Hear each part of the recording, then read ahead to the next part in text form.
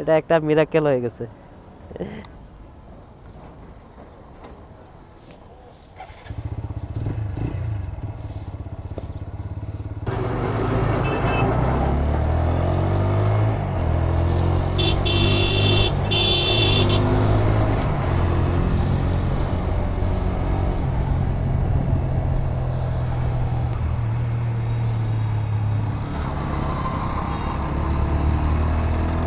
কিছুদিন আগে আমি এই বাইকের একটা ইউজার এক্সপিরিয়েন্স দিয়েছিলাম, 10,000 কিলোমিটারের আলটিমেট একটা এক্সপিরিয়েন্স।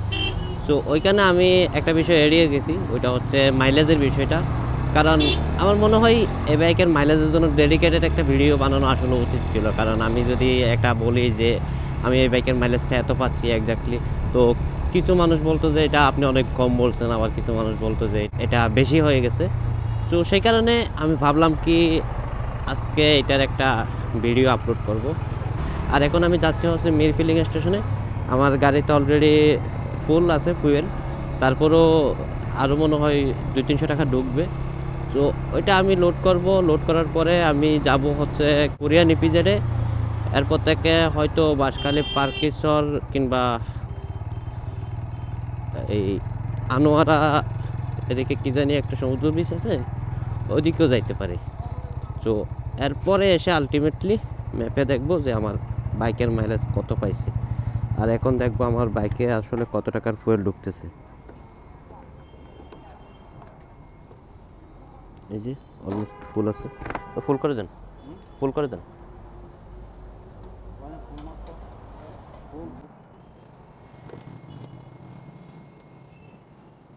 এই রাবারটার কাছে কাছে দেবেন।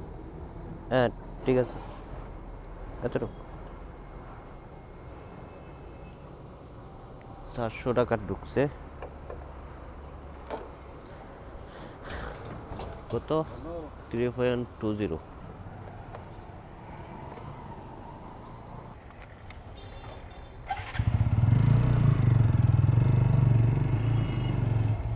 এখন আমি মিটারের একটা ছবি তুলে রাখি। এখন হচ্ছে আমি ঘোরাফেরা করে এসে আবার দেখব যে কত টাকার ফুয়েল আসলে এখানে আবার লোড হয়েছে, মানে ট্যাঙ্ক ফুল করার জন্য আর কত টাকার ফুয়েল লোড করা গেছে।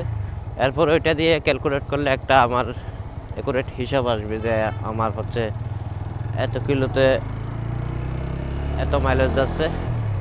তা আবার এখন আছি মোটামুটি শহরের এরিয়াতে, মানে সিটিতে। এরপরে একটু পরে যাব হচ্ছে হাইওয়েতে, আবার এরপরের থেকে যাব হচ্ছে সিটিতে। সো আলটিমেটলি মিলায়া জিনিসটা হবে হাইওয়ে প্লাস সিটি রাইডে।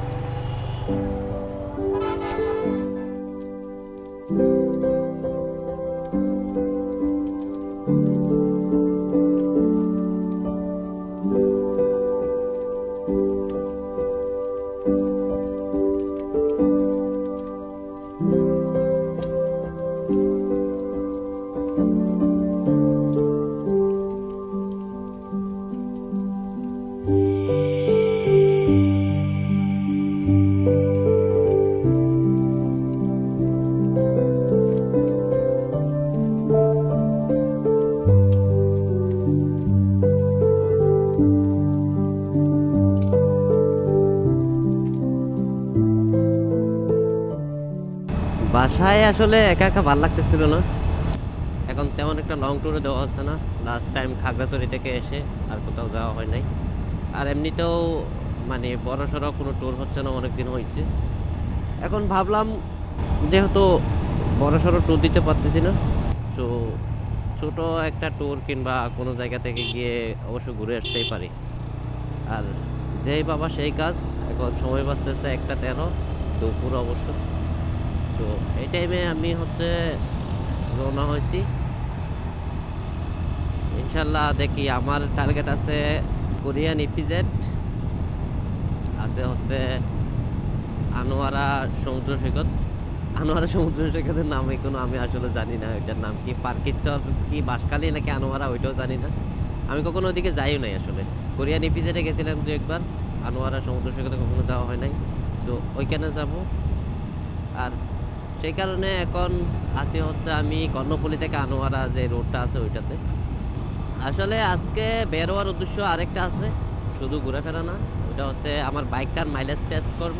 খেয়াল করেন, আমার বাইক যখন আমি জ্যামে ঢুকছি কিংবা ছোটো রাস্তায় ঢুকছি, তখন হচ্ছে আরবান মোডে নিয়ে আসছি। কারণ স্পোর্টস মোডে মূলত গিয়ারগুলো তেমন একটা পাওয়ার পায় না বলতে টর্ক পায় না তেমন একটা। ওইগুলো হচ্ছে মানে হাই পাওয়ারের গিয়ার। লাইক আমি 3 গিয়ারে 100 উঠাইতে পারি, মানে এই বাইকে স্পোর্টস মোডে। তো এখন কথা হচ্ছে, আমি আরবান মোডে কি এত উঠাইতে পারবো না? আরবান মোডে হচ্ছে মূলত এটা 86-85 এরকম কাছাকাছি হচ্ছে লক হয়ে যায়। তো সেই কারণে আমি যখন হাইওয়েতে থাকি তখন হচ্ছে স্পোর্টসটা ইউজ করি, আর যখন হচ্ছে এরকম ছোটো রাস্তা কিংবা ভিলেজে ঢুকি তখন হচ্ছে আরবান ইউজ করি। কারণ মোড যেগুলো দিছে এগুলো আসলেই কার্যকরী কিছু মোড। তো এগুলোর মতো করে ইউজ করতে হবে। আর রাস্তাটা ভালো লাগতেছে আমার।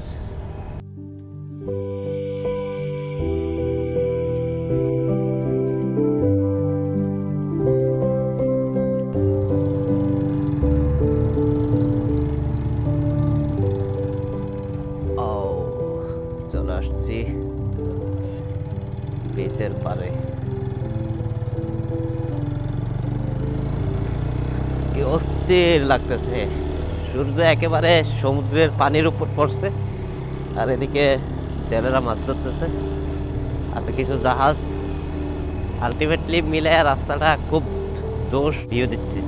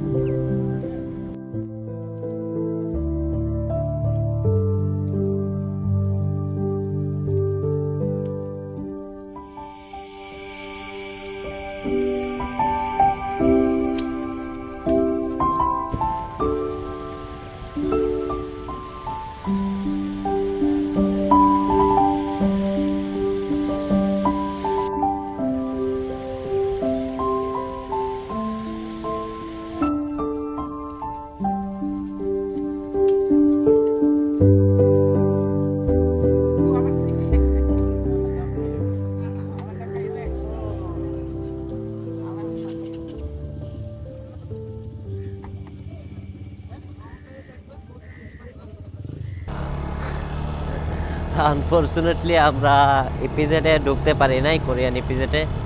খুবই দুঃখজনক একটা কাহিনী হয়েছে।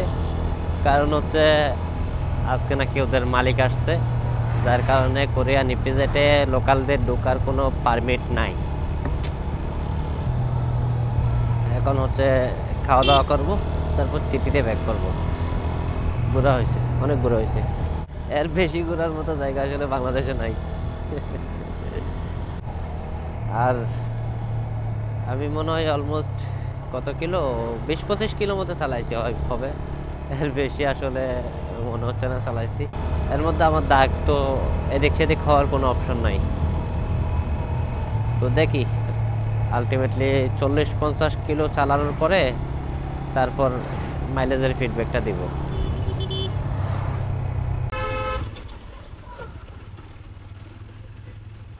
তো ফাইনালি আমি আবারও নতুন ব্রিজ চলে আসছি।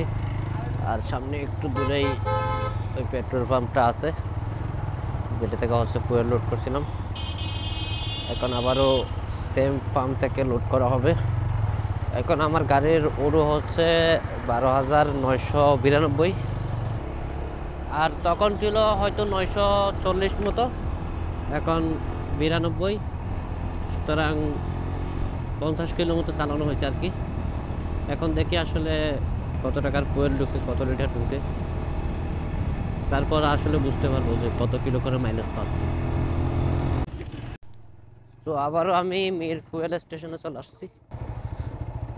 এখন আবার ফুল করে দেখি।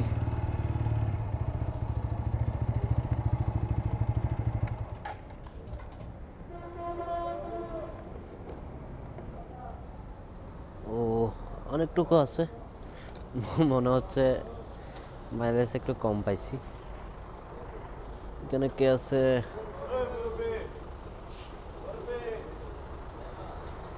ফুল করে দেন।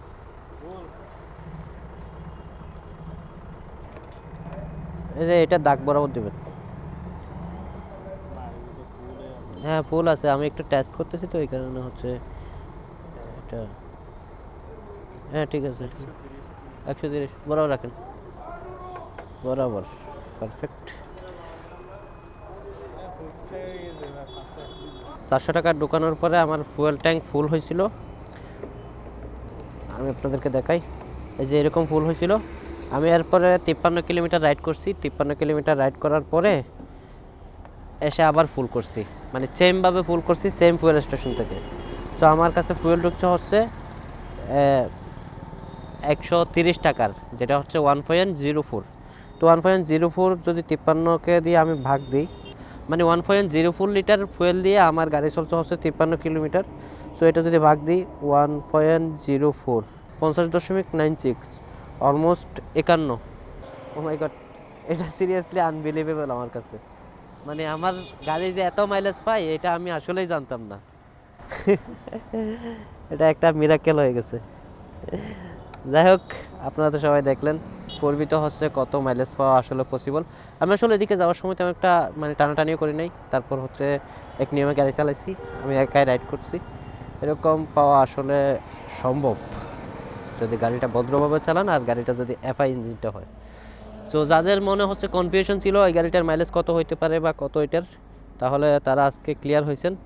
সো এখানে যদি আমার টেস্টিংয়ে যদি কোনো ধরনের ভুল ত্রুটি থেকে থাকে তাহলে অবশ্যই আমাকে জানাবেন। আর যদি হচ্ছে এটার মাইলেজ টেস্টে যদি আপনি মানে স্যাটিসফাইড না হন তখন হচ্ছে আমাকে জানাবেন, আমি আরেকটা মাইলেজ টেস্ট দেওয়ার ট্রাই করব। আর আজকের মতো তাহলে আমি বিদায় নিচ্ছি। ভালো থাকবেন সবাই, আল্লাহ হাফেজ। আজকের এই ভিডিওটা ভালো লাগলে আমার চ্যানেলটা অবশ্যই সাবস্ক্রাইব করে দিবেন। যদি ভিডিওটা ভালো নাও লাগে তাহলেও হচ্ছে সাবস্ক্রাইব করে দেবেন। ইনশাআল্লাহ পরবর্তীতে আপনার ভালো লাগার মতো ভিডিও বানাবো। সুতরাং টাটা, বাই।